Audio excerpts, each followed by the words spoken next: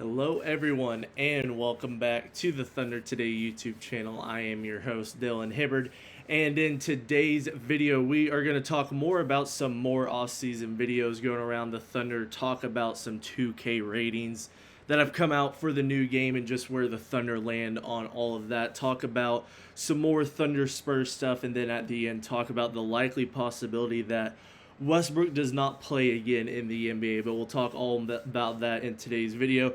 Before we get into it, want to make sure remember to hit that like and subscribe button down below. It helps me and the channel out. We are closing in on 1,000 subscribers on the channel, so make sure you are keeping up and have hit that subscribe button to help out the channel. But let's dive into it. Talk first about some more off-season videos that have gone around. We talked about it. There's been some videos with Shea, Jared McCain, Kaysen Wallace, J-Dub all working out together. There's been more that have come out over the past week or so, including Chet Holmgren really getting in some work, really dominating a pickup game full of NBA players. You had Jared McCain alongside with him in some of those videos as well. Those guys getting those works in on the offseason, getting in some offseason run. You get some NBA guys together. Seeing Chet out there, it seems like he's put on a little bit of muscle, so hopefully he continues to add on that way. That's obviously one of the biggest things for Chet to continue to get better, is not only gain that confidence, but you have to continue to get stronger, build more muscle, add more weight to you, because he's just too skinny. So if you can continue to add some of that weight to him, get that confidence back, he's going to be that player that we know he can be. And he was still really good last year. We talk about it all the time. If you take away the Spurs series, Chet was an All-NBA player, was runner-up Defensive Player of the Year, was really good throughout the playoffs before the San Antonio Spurs series. So it's just figuring out how to get your confidence when you play the Spurs, and then that's when you can unlock that next level of what Chet Holmgren can do for this Oklahoma City Thunder team. And now we'll talk about some 2K ratings, and they came out for 2K27, and some of them are very interesting. Obviously, Shea top rated in the game at a 98 overall alongside Nikola Jokic, the two top guys. There you have J-Dub and Chet right behind at 87 overalls, both of them sitting in that high to mid 80 overall range. Then you have Isaiah Hartenstein at the 84, and then an AJ Mitchell at an 84 as well. Those are your top five guys. You have Kaysen Wallace, Jared McCain, Alex Caruso fall behind that with 84s, 83s, 82s. And then you get towards the back end of the bench with your J. Wills and your Kendricks that are in those high 70 overalls teams. But very deep team overall. Not too much change based on what we saw in 2K26 compared to this one. Really, the biggest jump, obviously, you're getting rid of the guys, but you're adding Jared McCain, who's a mid 80s overall. You have AJ Mitchell jump from basically a high 70 to an 80 to an 84 overall, your fifth highest rated player on the team.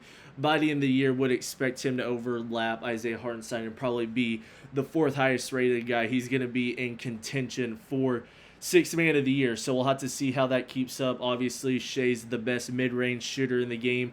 Somehow Chet's the fourth best shot blocker on just blocking in the game behind Wemby, Huff, and I can't remember who the third guy was, but Chet should without a doubt still be the second best shot blocker in the game. He falls for. That's kind of interesting. Jared McCain has an 86-3. He's obviously has the highest rated 3 on the Thunder overall. So those are just some of the stats that you can look at. You guys can obviously go look on 2K's website rating, or it's all across the web just talking about the ratings for the Oklahoma City Thunder overall. But now we'll talk about some more Thunder and Spurs matchup talk. Obviously, this past week, Kaysen Wallace was on a podcast with the likes of Vince Carter, just obviously talking it up and talking, and they were asking questions, and you obviously had to bring up the Spurs series. And Kaysen Wallace was just straight up honest with Vince Carter and everybody on the podcast that the Spurs just had our number all year. They beat us in the regular season more times than not, and then they beat us at a Game 7 at home. And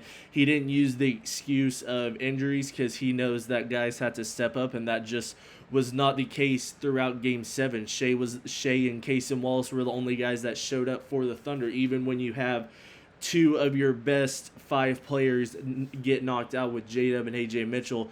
Guys have to step up, and they did not do that. He was honest about that, did not make any excuses. And the key word is he kept saying us. Obviously, he's still part of the Thunder, but there's a lot of looming question marks of if Kaysen Wallace is going to stick around. Are they going to give him that extension, Or is it going to be a thing where you have to choose between A.J. Mitchell and Casey Wallace? I really feel like that's what the Thunder are going to have to do and eventually trade one of them. We'll have to see what that trade looks like. Hopefully you don't have to worry about that until we've won another championship. But it is something to keep in the back of your mind, as that could be something that the Thunder have to deal with in the next offseason or even 2 off seasons from now. So you have to think about that as well. But he just pretty much being straight up with the guys, talking about how the Spurs dominated us all year and we had our chances, but it never worked out. So now you have to go into this season knowing that the Spurs do have that upper hand on you and they're going to take advantage of that. And they have that confidence against you, knowing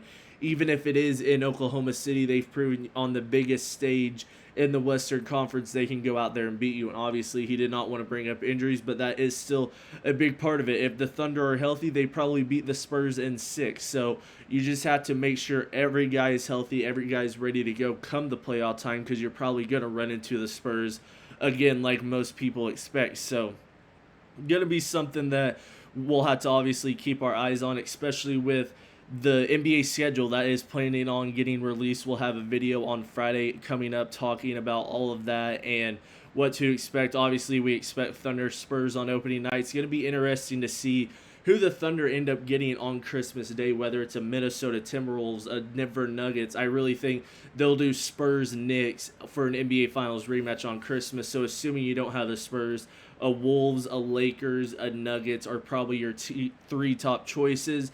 My personal opinion, I think it should go Wolves, but I could very well see a Lakers with it being Luka and Shea. So we'll have to see what they do. And obviously we'll have, like I said, we'll have a full in-depth video talking about the schedule on Friday once it is released through that. But we'll wrap up the video now just talking about Russell Westbrook and just the sad fact that as these days go on and we get closer to this next NBA season, there's a very good chance that Russell Westbrook does not play again in the NBA, at least in this upcoming season. I mean, nobody has been interested in it. It doesn't seem like anybody's really linked to him at all. And the Thunder, I mean, they went out and tried to sign a Spencer Jones from Denver Nuggets, and really, I don't know if it was a thing where they really were just trying to force the Nuggets to get into the second apron territory or what it was, but Thunder have not been that interested, it seems like, in a Russell Westbrook reunion. And obviously, you have to agree. I think if you bring Russ back, it has to be an agreement on both sides, a mutual agreement that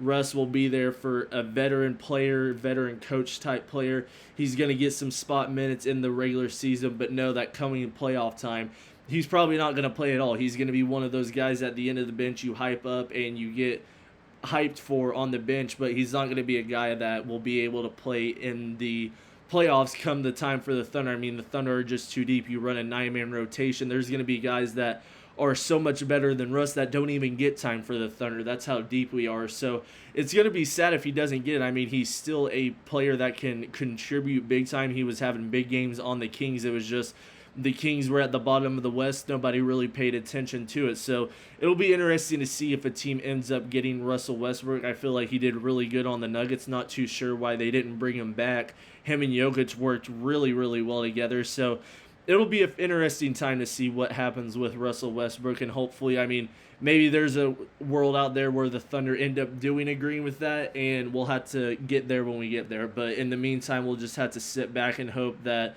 the OKC Go, the all-time favorite player for Oklahoma City, and Russell Westbrook can get a job this upcoming season. But that'll be it for me today, guys. I hope you guys enjoyed this video. Once again, make sure you hit that like and subscribe button down below, as we are almost to 1,000 subscribers, and I will see you guys in the next one. Peace.